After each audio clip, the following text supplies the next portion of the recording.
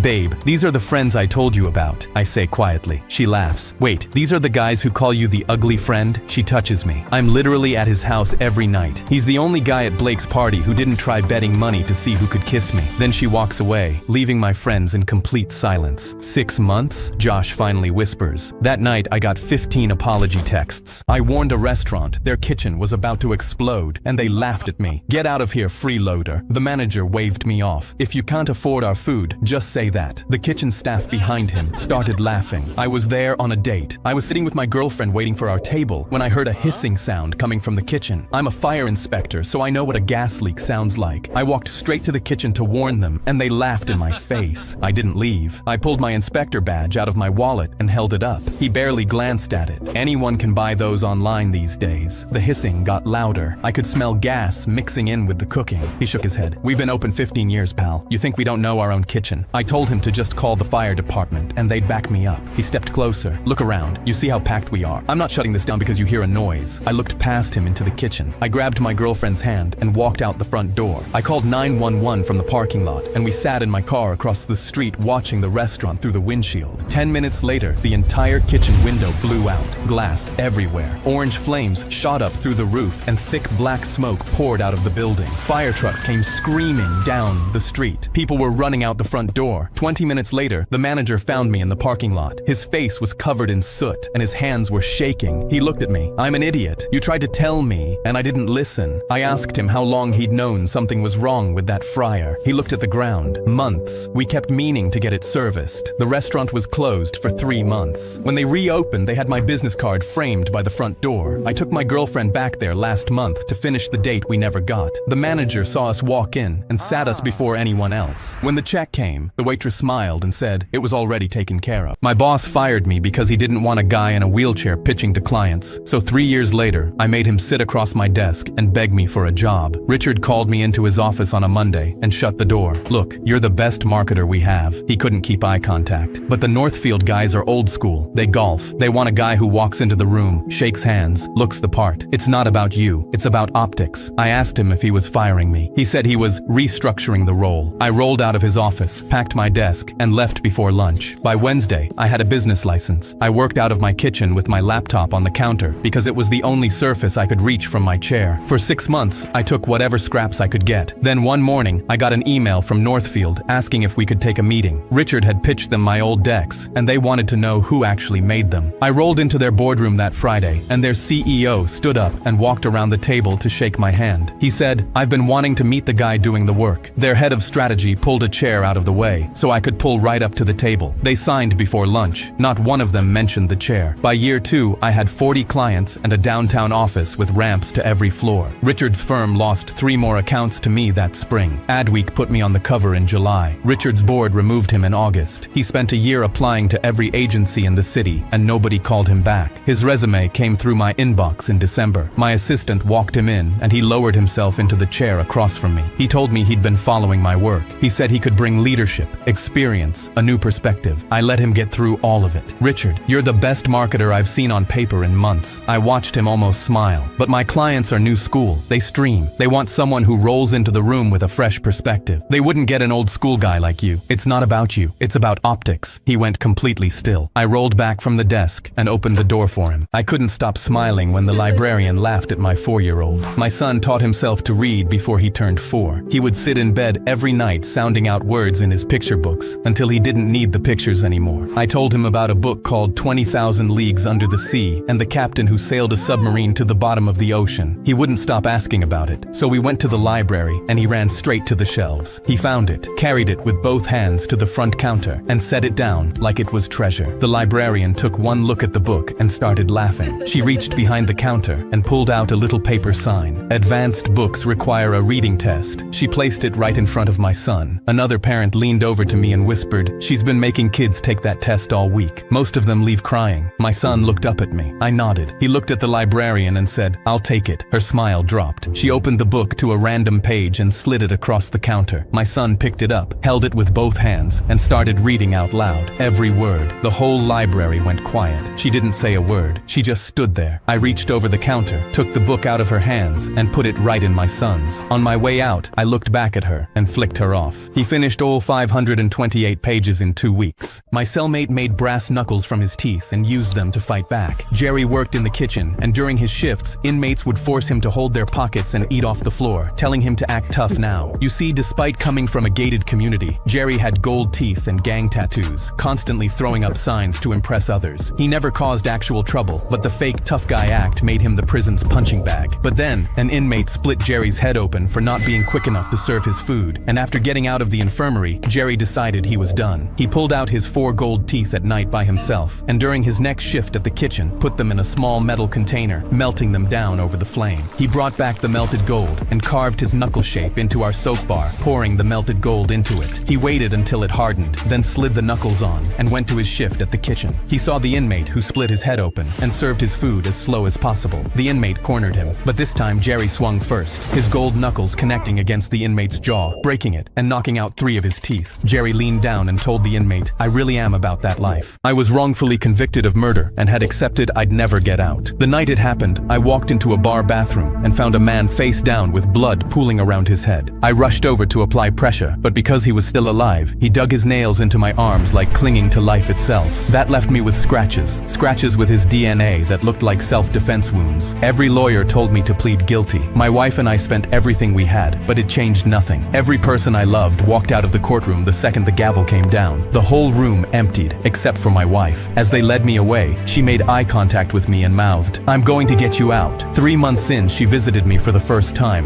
beaming like she had an idea. "I've taken out a loan for college." I couldn't even fake a smile. But then she continued, "I'm going to get a degree, go to law school, and take on your case myself." I took her hand and told her to forget about me, getting up and walking away. I got a lawyer to send her divorce papers that same week because I loved her too much to watch her throw away her life. But she showed up the following week with the papers ripped apart. I told her she had lost me, but she looked me in the eyes and said, "The day I lose you is the day I stop fighting, and that day is never coming." She spent the next 4 years eating leftovers and skipping meals just to afford tuition. Every visit her eye bags got darker. Her friends abandoned her for standing by a murderer. Even doctors told her to just quit, as she developed an Adderall addiction, so she could work doubles and still study before class. I begged her to stop because she was killing herself, but she'd just squeeze my hand and tell me about how what she learned could help. The day she got accepted into law school, she showed up with a homemade cake that said, "I'll believe for both of us if that's what it takes." It was the first time I truly realized she wasn't going to quit.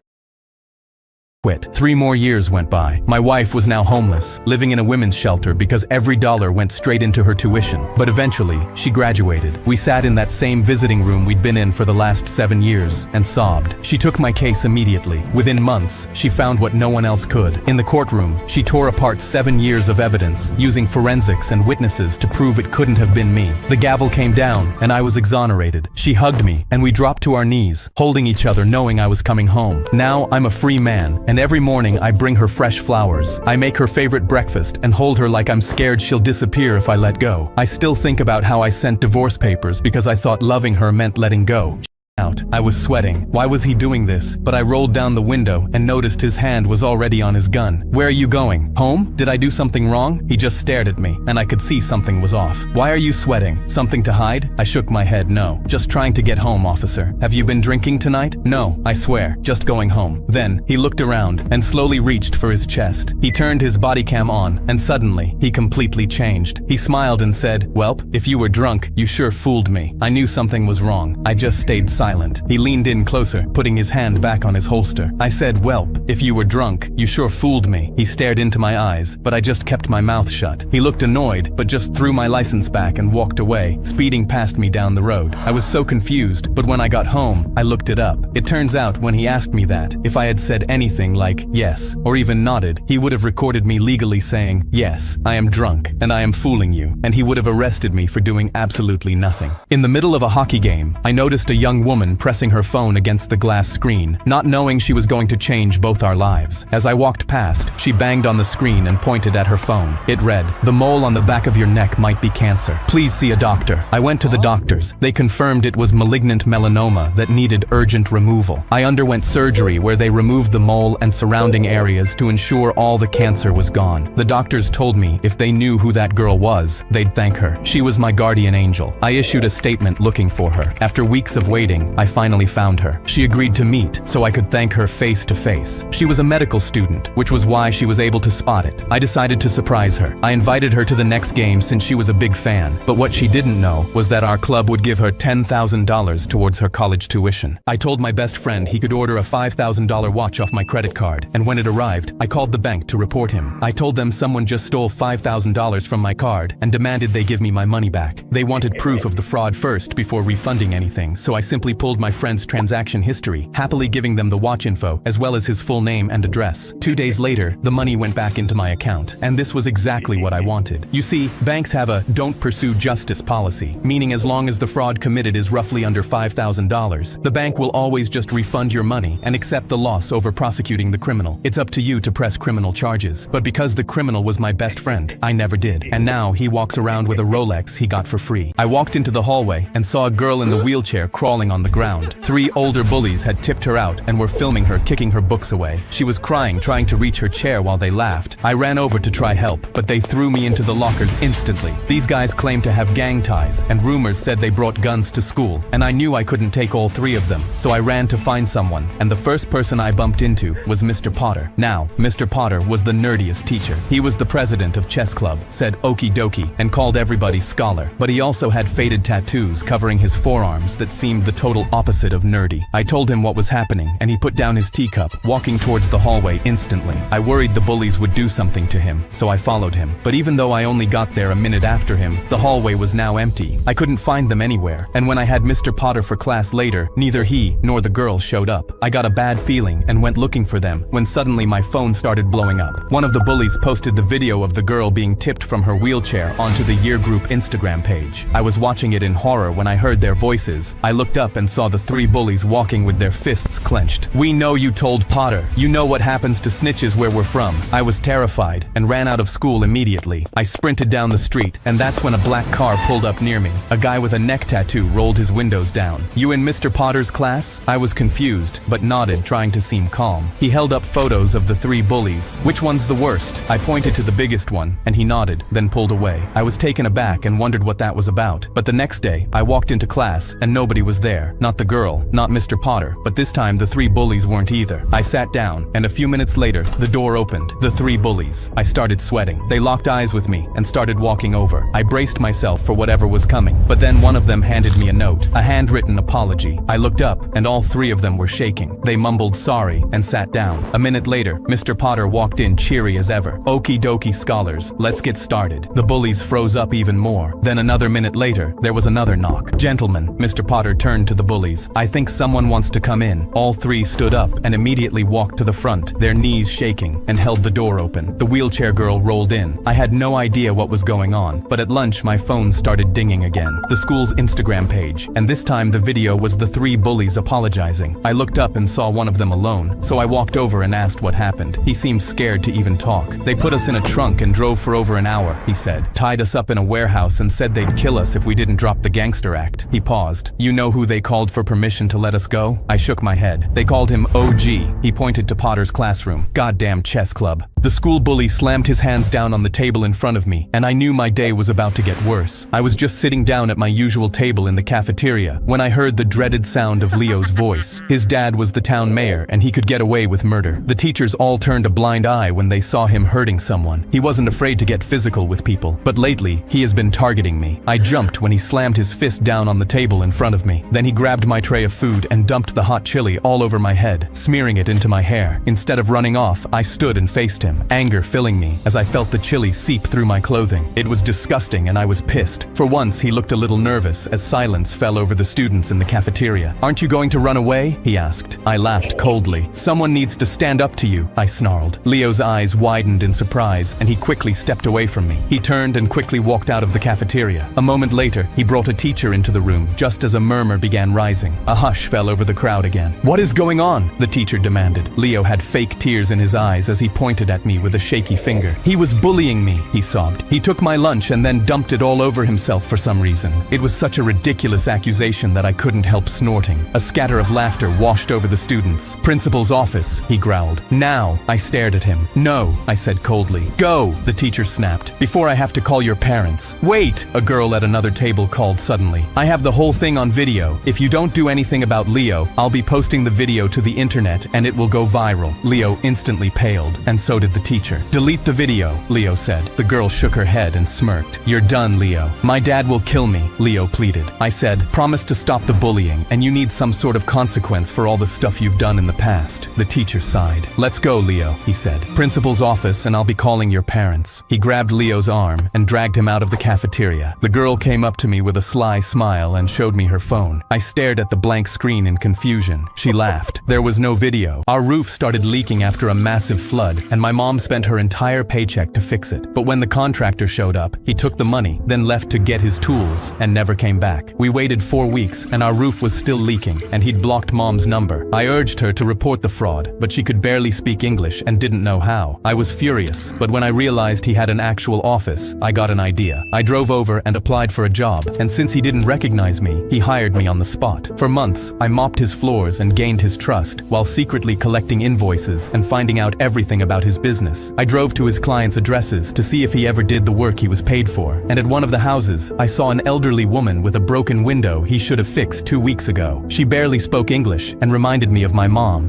One day he pulled me aside smiling. "Remember kid, single moms, people with no English, the elderly, they are easy money, collect and forget." He laughed, and I wanted to punch him because I realized he was only scamming the vulnerable people who he knew couldn't fight back. I forced myself to laugh with him. Then next day while he was out for lunch, I snuck into his office. I logged into his computer and went straight to his business accounts. I pulled up every client he had scammed and sent all the money back directly into their accounts. I even compensated them for what they went through. He came back in and saw me at his computer. His account had zero and freaked out. "I trusted you." He picked up his phone to call police, but I just laughed and pulled out all the evidence I'd collected of his scams. He went white as he realized he was screwed, and I told him, "Now, you're either going to shut down your business, or I'm the one calling the police." He immediately put down the phone and agreed. I immediately forced him to drive back to our house and fix my mom's roof. I did that for every person he had scammed, and after he'd fixed everything for free, I reported him for fraud anyway. After my sister's funeral, I learned a language only a tiny portion of the human population knows. I watched a specific episode of Teen Titans Go on Repeat, where all the characters spoke Pig Latin, which I forgot I had learned until high school. My teacher, Mr. Ham, was a huge language geek and got a kick out of acting like he was smarter than everyone else. One day I missed an assignment and apologized to Mr. Ham. He said, "Aid, ik pay up yai ayai ukpe om time say upidstay," which means pick up a book sometime, stupid. I completely understood him but said nothing. Turns out he talked crap about every single student in Pig Latin. To the girl students he'd say, "Our yai is bianle ugsjai arayai oingai otai astawe," which translates to, "Your lesbian looks are going to waste." I'd see him look at kids with disabilities and hear him say, "America's yai exne itest bray homeless hay," meaning America's next brightest homeless. But I knew Mr. Ham's biggest secret. For my next essay, I wrote it in Pig Latin, explaining how I found his degree was actually a 3-month certificate program in South America, just to learn English. The next day he pulled me aside. He told me, "Please don't ruin this all for me." I told him I didn't understand, and to repeat it in Pig Latin. "That's what this is about? I'll stop speaking it. Please, keep quiet." It was too late. Before I submitted my essay, I already sent a full 15-page document exposing Mr. Ham to the school district. How up it stay of me.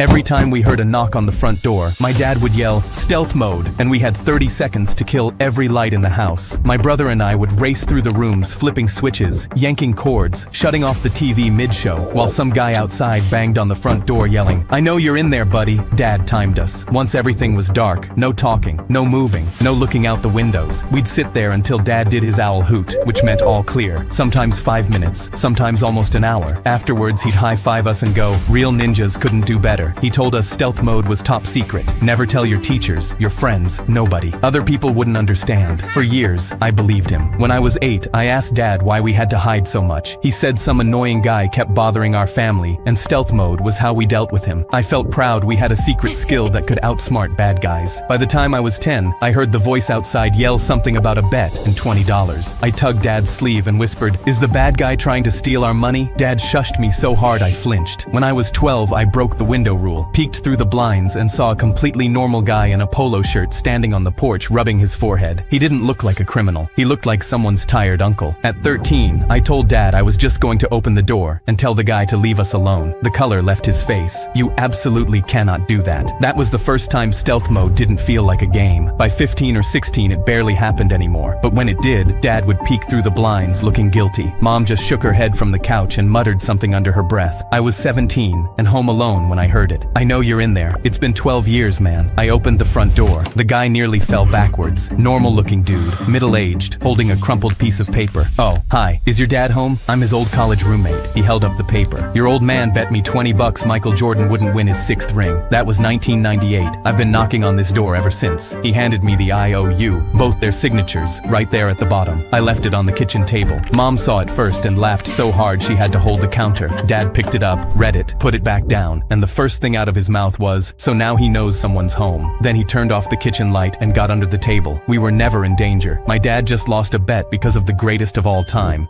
My girlfriend's mom said I couldn't afford dinner, not knowing I could buy her entire neighborhood. I stood up to greet my girlfriend's mom, Dolores, and she instantly squeezed my bicep and asked, "Are all mechanics built as small as you?" My daughter's ex, Leo, works out every morning before court. I just smiled politely, but then she asked if I'd even finished high school because Leo graduated from Yale. When she saw I was uncomfortable, she got bolder. "Does being a mechanic make you bad in bed?" She didn't stop even when the check came, saying, "You're a mechanic. You can't afford to pay for steak." Little did she know I owned 23 dealerships and could buy the entire restaurant. Dolores escalated months later at my girlfriend's birthday party when she invited Leo, stood him next to me, and pointed out how he towered over me. She ran her hand along Leo's suit, then pointed at my shirt. This is the difference between a lawyer and a mechanic. The humiliation continued when she asked where I lived, and before I could answer, told the room. He rents a studio with roommates at 28. Leo owns a 3-bedroom. She turned to my girlfriend. You should have never dumped Leo. Mom, stop it right now, my girlfriend said, but Dolores waved her off. The 4th of July barbecue was when Dolores crossed the line. We were watching the kids play with sparklers when she suddenly said, I hope you don't give me grandkids. You're not dad material. 2 days later, Dolores dragged me to her dealership because her car was making noises and she wanted to prove I couldn't fix it. While she was complaining to the service manager, an older mechanic pointed at me and asked, why didn't anyone tell me the owner was visiting? The word owner hit Dolores like a slap and her mouth hung open as she turned to look at me. The service manager typed on his computer and turned his monitor toward us. My face was at the top of the company directory with CEO in bold and my 23 locations listed below. Dolores's face went from horrified to devastated. She started stammering about always respecting honest work and how she was just testing me, but her mascara was already running. I suggested she wait outside while I fixed her car. At our wedding, she sat in the back row and left before the reception, finally silent after months of never missing a chance to tear me down. Everyone laughed at my shoes because they knew I was the poorest kid at school. I lived in an orphanage, didn't have parents, but when one of my friends asked me to sleep over at his house, I couldn't believe it. His mom picked us up after school, and when we got to his house, I couldn't believe my eyes. He had his own TV in his room, more shoes than I'd ever owned in my life, and the softest bed I've ever felt. His mom woke us up the next morning and said, do you guys want some pancakes? I was in heaven. I couldn't even remember the last time I had pancakes. But just before I could tell her yes, he yelled, get out, Mom! We don't want your stupid pancakes. She looked upset. Maybe your friend would like some honey. I opened my mouth, but again he yelled, no, get out, Mom, you ruin everything. She looked like she was about to cry, but just slowly closed the door. I sat there in shock and looked over at him. He just went to bed like nothing even happened, and I immediately started grabbing my things. Wait, no, please don't go. I kept packing. I opened the door and saw his mom still in tears in the kitchen. Please, you're my only friend. And in that moment, I turned around and said, yeah, I can see why. I took a pair of his shoes and walked out. When I was 6, my dad handed me a $20 bill and told me to step on it every time someone at school made me feel worthless. The first week, I stepped on it every day. I stepped on it when my clothes were called ugly and when kids called me stupid. I stepped on it every time someone stepped on me. By the end of the month, I'd stepped on it 57 times and felt extremely worthless. I brought the bill to my dad, and he brought me to the store with the now torn and dirty $20 bill. He told me to pick what I wanted. I grabbed armfuls of candy and put them on the counter. My dad told me to now pay, and I took out the $20. The cashier started bagging my candy, and my dad pointed out that my bill was still accepted no matter how destroyed it was, telling me I was just like the bill. My value was defined by who I was, not by how many times I'd been stepped on. My roommate had a black card but lived off instant ramen. I never understood why, because he could buy our entire cafeteria if he wanted to. That was until the night his dad took us out to celebrate my roommate's perfect GPA at a 5-star restaurant. He walked in already tipsy, bragging about his new yacht before we even sat down. The waiter brought out a $200 Wagyu steak. His dad cut one piece, chewed it, and spit it right onto the white tablecloth. Too well done, he said loud enough for the entire restaurant to hear. Bring me another and get me the chef. The chef came out trembling. This tiny lady who looked like everyone's grandmother. His dad made her stand right there while he ate the new steak bite by bite. Dry on the second piece, bland on the third. She just stood there with her hands folded, staring at the floor. My roommate sat through the whole thing, shoulders hunched, eyes on his plate, like this was just another dinner. When his dad left the table for a business call, my roommate got up and pulled the chef aside. He handed her an envelope with his saved-up meal plan money. For the staff's dinner, he whispered, and I'm sorry about him. That's when it clicked. He wasn't broke. He was giving his meal plan money away every month. The ramen was a choice. He'd rather go hungry than become his dad. He'd been going to her kitchen every Sunday for months learning to cook. Last week he opened his own restaurant. Anyone who disrespects his staff gets banned, even his dad. This story was really nice. Mrs. Whitley held up her hand. Stop. Nice is a nothing word. Give me 3 better ones and use each in a sentence. She did this every single class. You couldn't say nice, bad, fun, cool, or good without getting stopped and sent to the dictionary. One of my classmates leaned over after the 3rd correction in one period and whispered, what if we gave her what she wanted? The next morning someone walked in and and said, "Good morning, Mrs. Whitley." She raised her hand. Before she could speak, he corrected himself. "My apologies. The atmospheric conditions this morning are absolutely invigorating, and the fluorescent ambiance of your classroom fills me with an overwhelming sense of scholastic enthusiasm." She lowered her hand. "That's actually wonderful. See, doesn't that feel better than good?" During the same period, a girl raised her hand. "Mrs. Whitley, may I request temporary leave to vacate the premises and access the communal sanitation chamber?" She paused. "You mean the bathroom?" "I believe that's the primitive term. Yes." She let her go, but her smile was gone. The next day, a kid raised his hand during a reading assignment. "Mrs. Whitley, might I trouble you for assistance in obtaining a graphite-based instrument traditionally utilized for the purpose of written expression?" She stared at him. "You want a pencil, if that's what you'd like to call it." By day 3, every answer on every assignment was a paragraph. Every question was a speech. She called on a kid for a one-word answer, and he stood up and delivered a 45-second monologue that used the word "nevertheless" 3 times. She shut her book. "Please, I am begging you, just talk like normal people." A kid in the back raised his hand. "Mrs. Whitley, are you requesting a regression to the primitive and unsophisticated linguistic patterns you once so passionately implored us to abandon?" She grabbed her head with both hands. "Yes, please just use normal words." On the next assignment I wrote, "This book was really nice." She gave me a B+.